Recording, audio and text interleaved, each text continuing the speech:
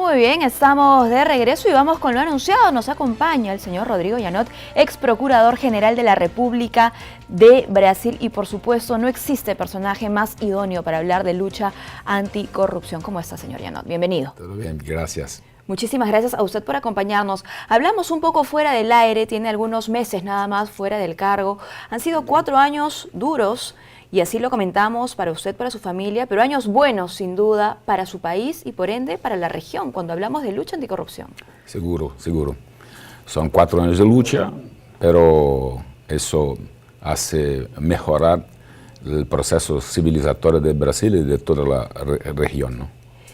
Ha sido el primer procurador general que ha acusado por cargos de corrupción, escuchen bien, a por lo menos 4 presidentes, entre ellos, bueno, Dilma Rousseff, Luis Ignacio Lula da Silva, ¿no? Fernando Collor de Mello, José Sarney, el actual presidente Michel Temer, y esto sin duda ha tenido un costo. ¿Cuál ha sido ese costo? Yo creo que es temprano para decir eso, ¿no? Yo salí del cargo a 2 meses. 2 meses. Yo creo que tuvimos más suceso que costos. Las investigaciones de contratos de corrupción hacen que mejorar el país, hacen un futuro mejor para nuestros hijos y nuestros netos, ¿no? Ahora, la corrupción ha existido siempre en el mundo, en nuestro país, en su país, pero en estos últimos años, incluso meses, el ciudadano se queda sorprendido al ver, pues, a sus líderes, ¿no? A los más altos líderes políticos en vitrina, implicados directamente por casos de corrupción. Y esto se ha hecho gracias a las investigaciones. Sí. Eso que pasó fue el cambiamiento de poner luz en todos esos fatos, ¿no? Ayer esos fatos, esas investigaciones eran sigilosas. Así es. ¿no? Los ciudadanos no sabían de qué se pasaba. Había mucho hermetismo en las investigaciones, Sí, ¿no? sí, ahora no, ahora son informaciones públicas, ¿no? Y los ciudadanos deben conocer quién son sus gobernantes, quién son sus políticos, quién son, qué hacen los detentores del poder económico y los detentores del poder político. Ahora, ¿por qué hablaba yo de un buen tiempo para Brasil y por ende para la región? Porque por supuesto, con el terremoto político que sacudió a su país, vinieron pues denuncias y han venido investigaciones en otros países como en el nuestro. Hace un año el Ministerio Público inició una investigación tras conocerse que Odebrecht admitió ante autoridades de Estados Unidos que había pagado aproximadamente la suma de $29 millones y esa es una cifra que no debemos olvidar. Una cifra que se pagó en sobornos a funcionarios peruanos entre el 2005 y 2014 y lamentablemente pues ya muchos no nos escandalizamos porque eso fue hace un año, pero ya poco a poco han ido saliendo nombres y sucesos. Nosotros descubrimos que empresas brasileñas practicaron actos de corrupción en 10 países latinoamericanos y 2 países de África. Empezamos esas investigaciones, después de descubrir los factos, empezamos una colaboración con los otros países para hacer con que la región tenga una reacción contra los actos de corrupción. No es bueno que en la región el Brasil sea el único país de combatir la corrupción. Así debemos exportar la corrupción. La reacción debe ser de la región, es eso que esperamos. Ahora, si bien por supuesto Brasil no ha sido el único en luchar contra la corrupción, sin duda sí ha sido el referente, ¿no? Para que otros países lo sigan en esta lucha. Y en ese sentido, ¿cuáles deberían ser los principales factores, ¿no? o herramientas, instrumentos para luchar contra la corrupción que deberíamos adoptar de Brasil? Una herramienta fundamental en todas esas investigaciones fue la colaboración premiada, que acá la colaboración eficaz. Sin esa, no es posible investigar organizaciones criminales, no es posible investigar actos de corrupción. Esas organizaciones son organizaciones herméticamente cerradas. y para conocer su funcionamiento, conocer sus participantes, conocer sus delitos y su forma de practicar el delito, debemos haber la información de quien esté dentro de esas organizaciones. Es fundamental la colaboración eficaz. Lamentablemente hay mucha polémica en torno a esta figura, ¿no?, la del colaborador eficaz, porque se habla pues de beneficios excesivos a cambio de información. En ese sentido, y hablando ya más del escenario político peruano que vivimos en este momento, ¿qué le parece la figura de Jorge Barata? Bueno, sin Jorge Barata no se habría descubierto todo eso, todos esos actos de corrupción en Perú. El colaborador de la justicia sigue un criminal y debemos hacer acuerdos con premiaciones a ellos para que podamos conocer esas organizaciones y desmantelar esas organizaciones. Hay que recordar, ojo, que con las declaraciones de Barata no se han comprometido personajes y figuras como el expresidente Alejandro Toledo, ¿no?, la exalcaldesa de Lima, Susana Villarán, el expresidente Ollanta Humala, ¿no?, su esposa Nadine Heredia, viceministros como Jorge Cuba y otros personajes. Entonces, por supuesto, lo que dice aquí nuestro invitado no escapa a la verdad y lo estamos viviendo actualmente en nuestro país. Si una persona habla y nos permite a los investigadores llegar a ese punto, esa persona criminal, debe haber premiaciones, sí, claro. Ahora, hay riesgo de la su integridad física también, ¿no? Por supuesto. Algo que nos compete, por supuesto, desde el Jurado Nacional de Elecciones en este momento, por ejemplo, ¿no?, y que está en agenda, es la reforma electoral. Y cómo desde la reforma electoral luchamos también contra la corrupción y pues es imposible, ¿no?, traer aquí casos como el dinero pues que se ha encontrado, o presuntamente, ¿no?, dinero sucio en campañas. Sí, las nuestras investigaciones nos llevaron a comprobar que mucha plata sucia en campañas electorales, mucha plata sucia. En Brasil, yo digo que la mejor y la principal reforma debe ser la reforma política. Nuestro sistema político es un sistema corrompido. Por eso pasa necesariamente por una reforma política. Habiendo una reforma política que permita que el sistema deje de ser sucio, podemos alcanzar sucesos en el desarrollo social. ¿Qué pasa con esta cantidad de dinero? Y lo conversamos también fuera del aire, ¿no? Estos personajes que tienen muchísimo dinero y van a lavarlo, ¿no? No lo van a lavar para hacer más empresa, lo van a lavar pues para entrar en política, para tener más poder. Para tener poder político. Son personas que han ya el poder económico. Ahora, si prender... Otra esfera de poder, ¿no? Otra esfera de poder, sí. Y el poder genera el poder. Ahora, lamentablemente se piensa que donde hay poder hay corrupción, ¿no? Y no quisiéramos con esto hacer una sentencia, porque por supuesto queremos como ciudadanos confiar en que tenemos autoridades que escapan a este escenario. Claro.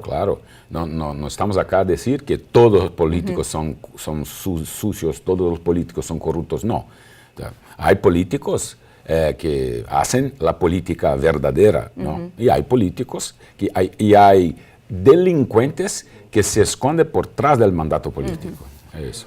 Ahora, así como usted ha hablado de la importancia de las reformas para luchar contra la corrupción, ha hablado también sobre la importancia que tienen la independencia y la autonomía del Ministerio Público y el Poder Judicial, que sin eso no se podría conseguir nada. Nada. Sin independencia, sin autonomía del Ministerio Público y del Poder Judicial no pasa nada, no pasará nada. No se puede hacer investigaciones y no se puede hacer procesos penales y condenaciones de esas personas si los jueces y los miembros del Ministerio Público no son independientes y autónomos, ¿no? La autonomía es la posibilidad de autogestión de esas personas y de proponer su propio presupuesto y hacer su propia administración. Independencia es de no poder ser sacado de los procesos sin que esté de acuerdo, ¿no? Eso. Y eso, bueno, tuvieron en Brasil a su favor, pero en estos 4 años como Procurador General de la República, ¿cuáles fueron los principales retos con los que tuvo que luchar para que las investigaciones siguieran en su curso? Las presiones son varias, ¿no? las presiones vienen del poder político, vienen del poder económico. Las reacciones del Parlamento brasileño, como se dio en Italia, con la operación Manos Limpias, siempre había la iniciativa de hacer cambiamientos legislativos para mejorar la situación, sea del Poder Judicial, sea del Ministerio Público. Ese fue el gran enfrentamiento. Fue ese. Ahora, pasa también que se castiga muchas veces a la figura que lidera una investigación. Sí, la lideranza es algo, ¿no? La lideranza es algo. Yo veo que en la región hay una organización de reacción. En Argentina intentaron sacar la fiscal general. En Venezuela sacaron la fiscal general en un proceso que duró 5 minutos. En Panamá hay un interés de no permitir las investigaciones. En Brasil hay una comisión parlamentar de investigación cuyo responsable dice a la grande prensa brasileña que el objetivo de esa comisión era investigar los investigadores. Expresión suya. Debemos investigar los investigadores y debemos interrogar a quien nos interrogó. Increíble. En ese y mismo acá sentido, en Perú, exacto, quería preguntarle qué le parece lo que le está pasando a nuestro fiscal de la Nación. Acá, segundo mí, es un absurdo, ¿no? Una reacción política para sacar del cargo un fiscal que hace su trabajo.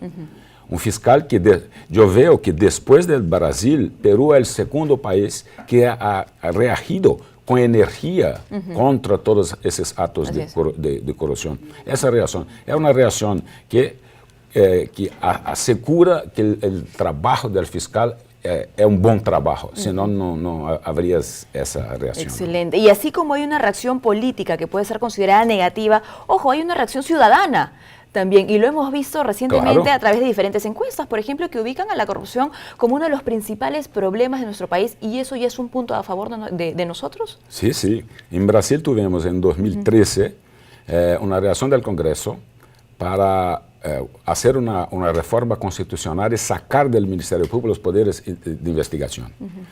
La población fue a la calle, ¿no? Y manifestó y contra eso 1 millón de personas a varias ciudades brasileñas. Hubo una reacción instantánea de la ciudadanía, ¿no? Y esto pasa justamente por lo que comentaba al inicio de la entrevista, el acceso a la información, que las investigaciones no sean herméticas, que finalmente las denuncias, los nombres, ¿no?, las redes sean conocidas por el ciudadano. Claro, claro. Sí, la transparencia es todo, ¿no? Hay un juez de la Suprema Corte Americana que decía, la luz es el mejor desinfectante, y es eso, es luz. La luz. En esta presentación, bueno, no lo hemos comentado, pero lo quiero compartir el día de hoy. El señor Rodrigo Yanot va a tener una presentación junto a Proética llamada Por un Perú libre de corrupción, retos y compromisos, ¿no? Excelente título, por supuesto, nos compete a todos, porque muchas veces pensamos que la corrupción es un problema netamente de nuestras autoridades y como ciudadanos no nos involucramos en esta lucha. No, los ciudadanos la ciudadanía debe ser proactiva en eso, ¿no? Eso no es un problema de las autoridades, es un problema de la sociedad como un todo, eso. Y para nuestra sociedad, ¿cuál considera usted que son nuestros principales retos en el contexto en el que estamos ahora, de investigaciones, de denuncias, de presidentes con prisión preventiva, de presidentes pues con órdenes, ¿no?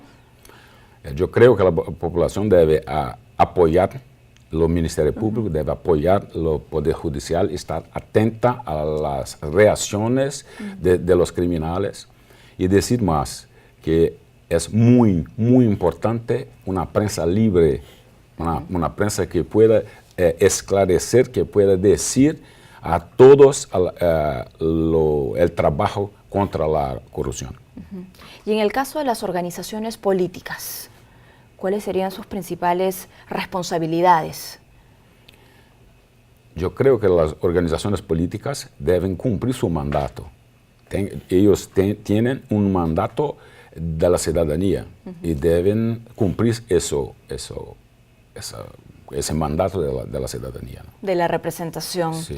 Tenemos, y lo menciono porque claro, tenemos un proceso electoral ya muy cercano, en menos de un año, en octubre, y sin duda tenemos pues que reflexionar por aquellas personas que vamos a poner en el poder. Sí, claro. Porque luego ya no es válido que vengan las sorpresas cuando no conocíamos a ese candidato, y lo conocemos luego a través de las denuncias. En Brasil hay un movimiento, también tenemos elecciones en el próximo año, tenemos un movimiento, no votar en aquellas personas involucradas con corrupción o que apoyen las personas involucradas en corrupción.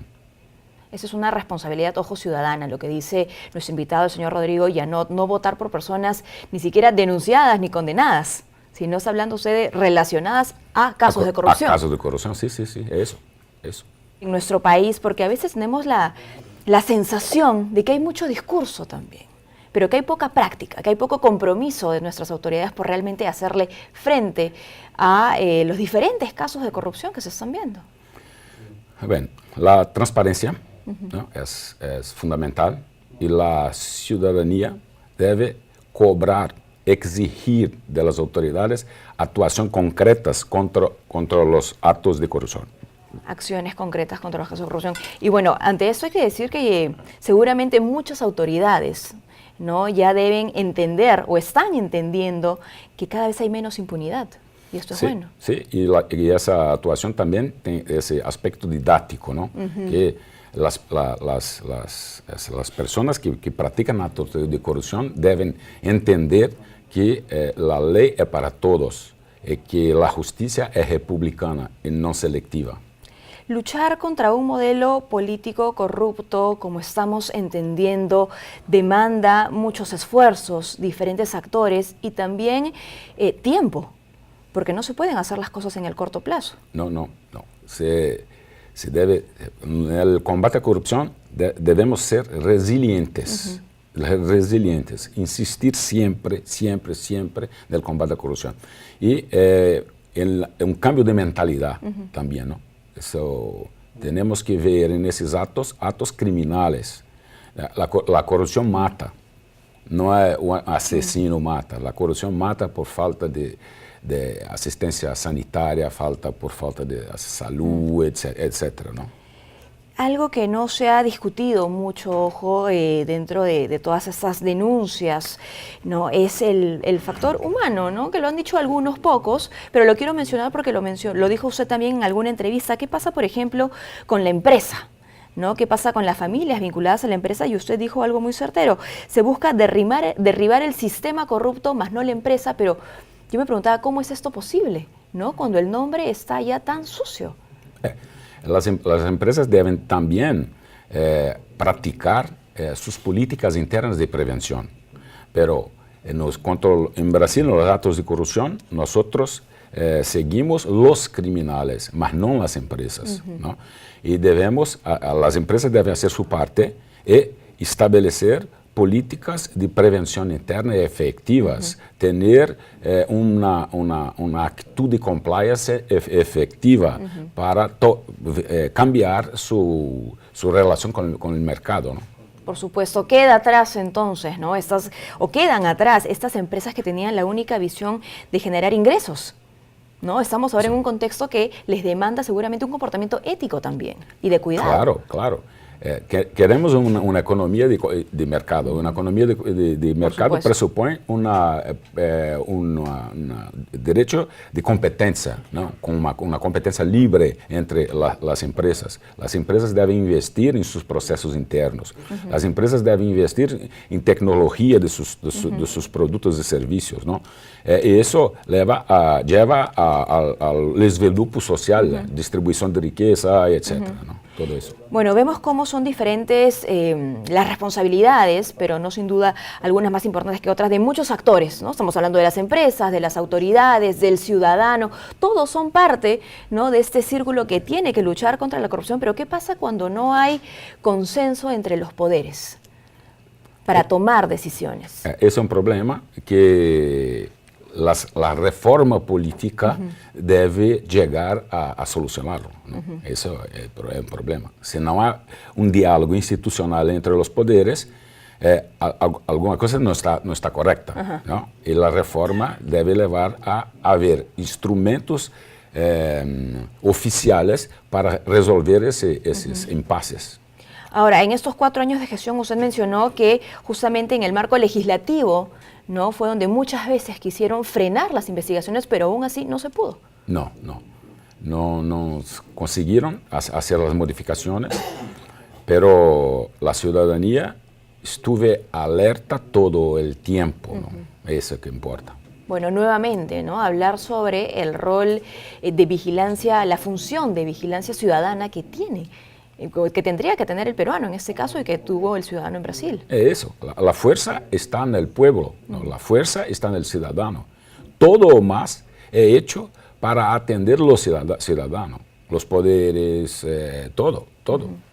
Brasil es, por ejemplo, ahora, no sé si decirlo, un mejor país, un país menos corrupto, un país donde la corrupción ya no va a penetrar con tanta facilidad. Yo creo que el Brasil no es igual del Brasil de ayer, no es. Tenemos que mejorar mucho el proceso aún, pero el Brasil es otro. No es que no habrá corrupción, pero la corrupción se va a disminuir y las personas deben tener un poco de miedo de practicar esos actos de corrupción. ¿Siente usted temor por la continuidad en el trabajo que se ha hecho?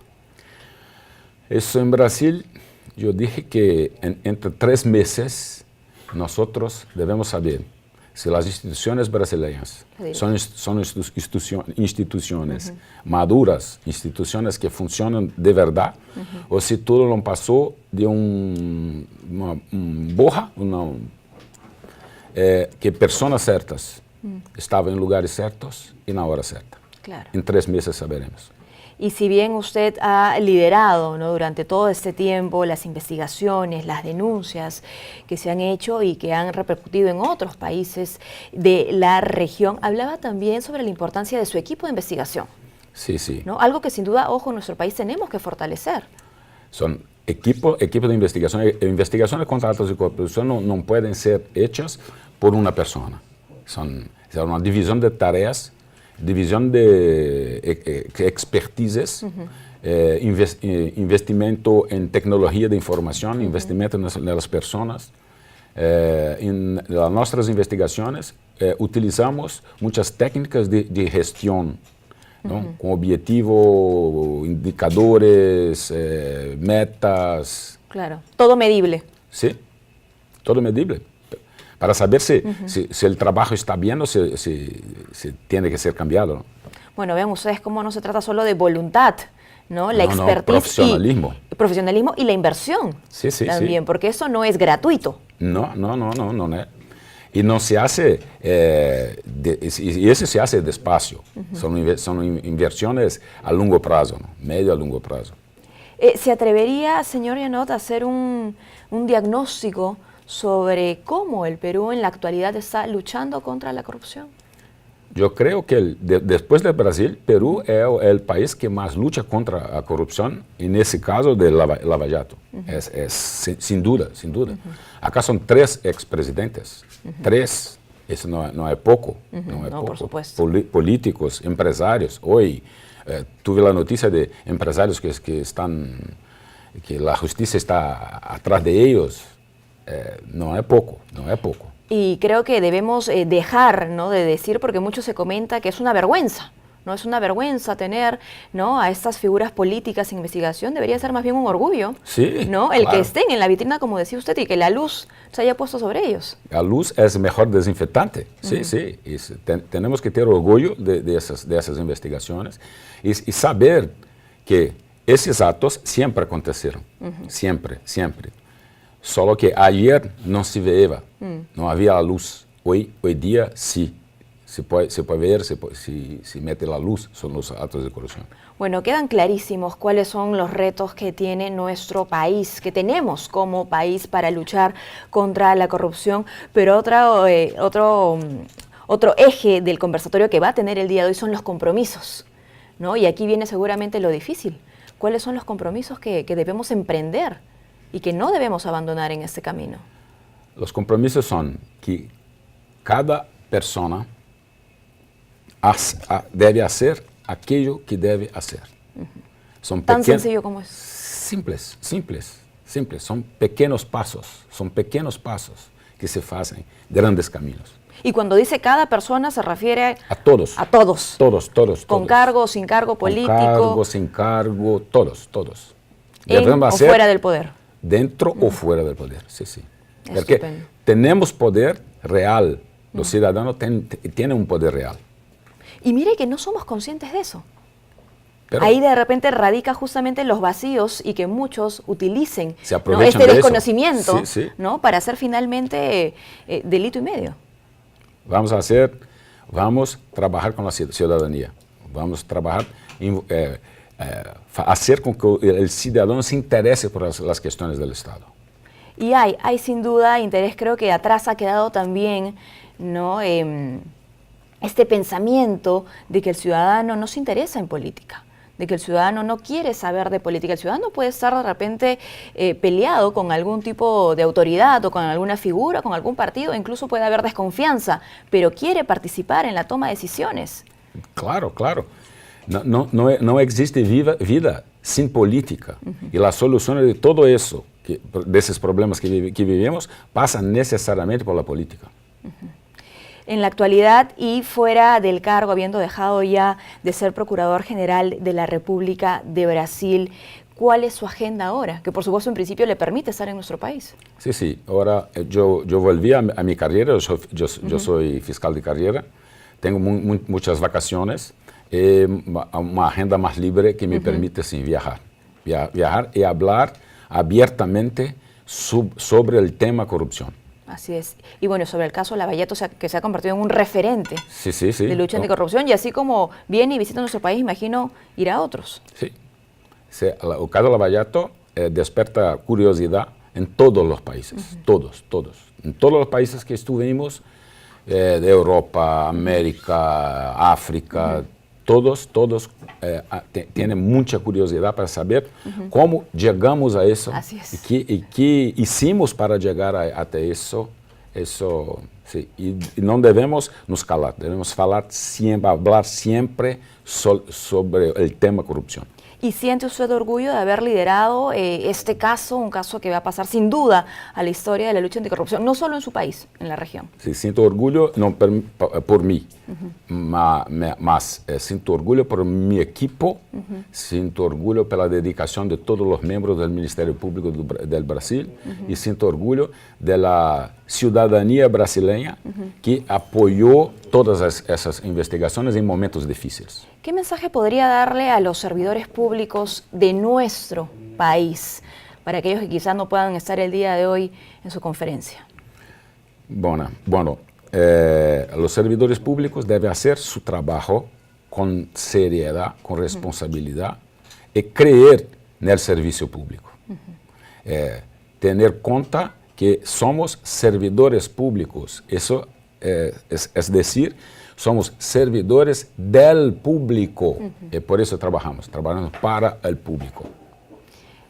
¿Cuáles cree usted que deberían ser las características, no voy a decir del servidor público, sino de repente siendo un poco más precisos de aquellas personas que postulan a un cargo de elección popular? ¿O qué deberíamos buscar nosotros como electores en estos tiempos? En estos tiempos tenemos que buscar las relaciones de esos candidatos, con quién se relaciona. Tenemos que buscar los hechos de esos candidatos. Debemos buscar la dedicación de esos candidatos y sus promesas y después cobrar esas promesas, cobrar verdaderamente esas promesas. Vean ustedes, tremendo listado. Que es sencillo, ¿no? Sencillo, pero a la hora de pensar en nuestro voto lo olvidamos, ¿no? Y eso último que menciona es muy importante, cobrar esas promesas, que es recordarlas. Sí. Recordarlas y exigirlas. Tenemos ese poder y hay que recordarlo. Hay que recordarlo y recordar también que las elecciones son temporales, y eso es el momento de cobrar de los candidatos e exigir el cumplimiento de las promesas. Señor Janot, muchísimas gracias por habernos acompañado. Sin duda ha sido una conversación necesaria, ¿no? Necesaria para el ciudadano, para el funcionario que nos está viendo, para el servidor público que tiene que entender que trabaja para su país. Muchísimas gracias. ¿Algo que quisiera agregar? Gracias. No, disculpe por mi portuñol. Ha estado clarísimo. Muchísimas gracias. Nuevamente hemos conversado con Rodrigo Janot, ex procurador general de la República de Brasil.